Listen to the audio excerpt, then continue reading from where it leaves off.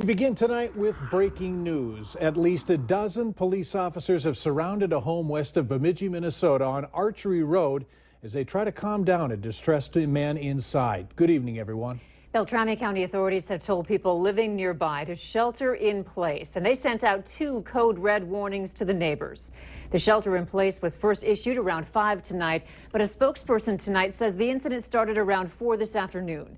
There are unconfirmed reports of shots being fired on and off in that rural Beltrami County home.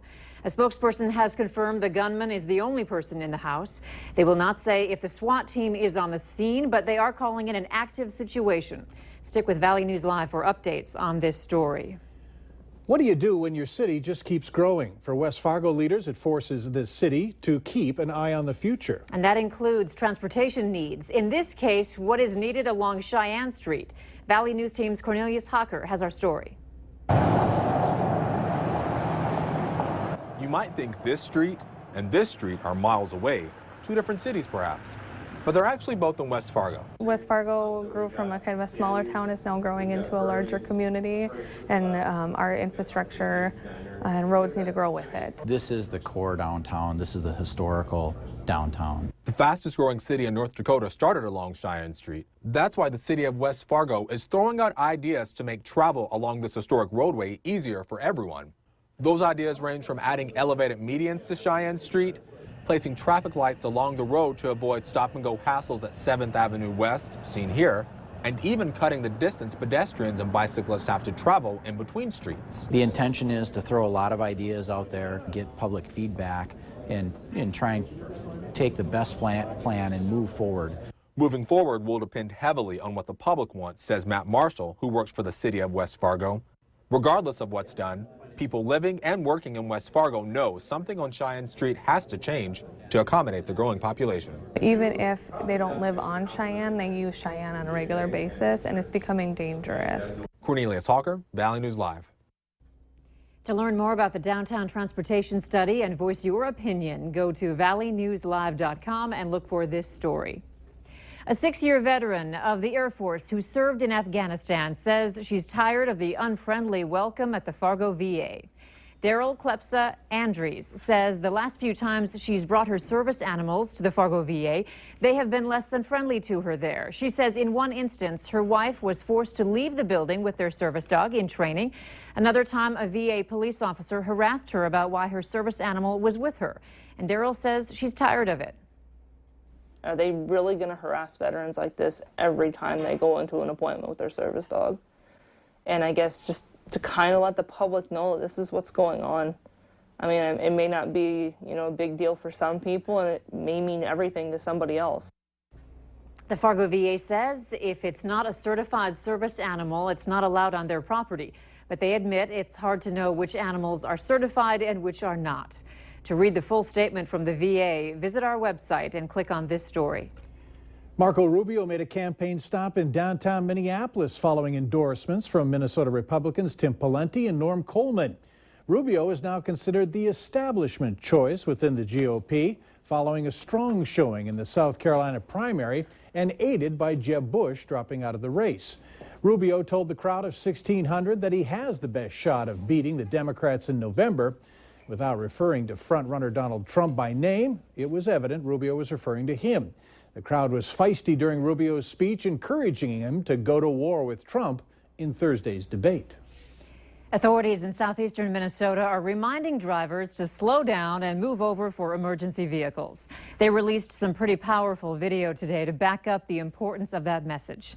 One officer was traveling on I-94 near the Twin Cities when he saw a man lose control of his vehicle. The officer parked his police cruiser a number of yards away and began to help the man. And that's when he saw a box truck skidding on the snowy interstate, heading directly toward them. The officer's dash cam caught the entire thing. The department says it hopes this video gets Minnesota drivers to slow down and pay closer attention in dangerous driving conditions, and also reminds them how essential it is to move over a lane for emergency vehicles. The president made his pitch again today to close U.S. prison for terror suspects in Guantanamo Bay, Cuba.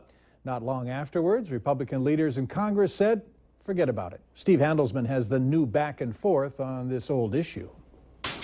For 7 years, President Obama has tried to close the U.S. prison at Guantanamo Bay, Cuba.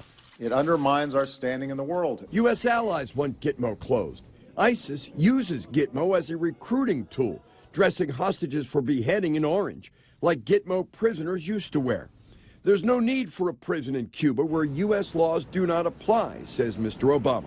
We can capture terrorists, protect the American people, and when done right, we can try them and put them in our maximum security prisons, and it works just fine. Hundreds of terrorists are already held in the U.S. with no incidents.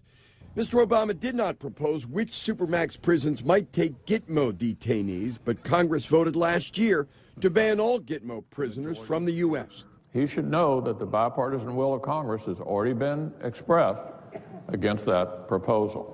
On the campaign trail today, Republican Ted Cruz. Don't shut down Gitmo, expand it, and let's have some new terrorists there. Republican Marco Rubio. They're going to Guantanamo, and we're going to find out everything they know. Gitmo, that once held 680 detainees, is down to 91. 35 eligible for transfer, 46 face charges, 10 will never be released. 9/11 mastermind Khalid Sheikh Mohammed is at Gitmo and looks likely to stay there. President Obama added today that $1.7 billion could be saved over 20 years, and our image, he says, abroad improved immediately if Gitmo were closed. North Dakota U.S. Senator Heidi Heitkamp is trying to remedy mail delivery problems in the state. The move follows a Valley News Live report on several issues in areas of South Fargo. Senator Heitkamp has launched a new Fix My Mail survey to gather feedback from North Dakotans about challenges with their mail delivery and service.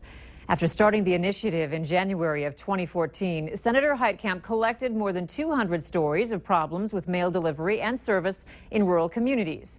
To take that survey, go to valleynewslive.com and click on this story. It's Tuesday. That means it's time for another restaurant report card. And this week we take a look at a few restaurants in Fargo which were cited for being dirty. Valley News Team's Christine Stanwood searches for a comment in this week's report. Our first stop is McDonald's off 19th Avenue Southwest. They were written up for having a dirty orange juice nozzle, dirty utensils, and dirty floors. When we reached out to the general manager of this McDonald's, they told us no comment. Our next establishment, Cactus Jack's inside West Acres Bowl, was cited by the health department for having dirty van fence inside their walk-in cooler and received a critical violation for not having proper sanitizer strips available. And when we contacted management on their violation, they responded the same way as McDonald's. No comment. For this week's restaurant report card, Christine Stanwood, Valley News Live. There was not a Clean Plate Award winner this time around. To check out other restaurant report cards, head to valleynewslive.com and click on this story.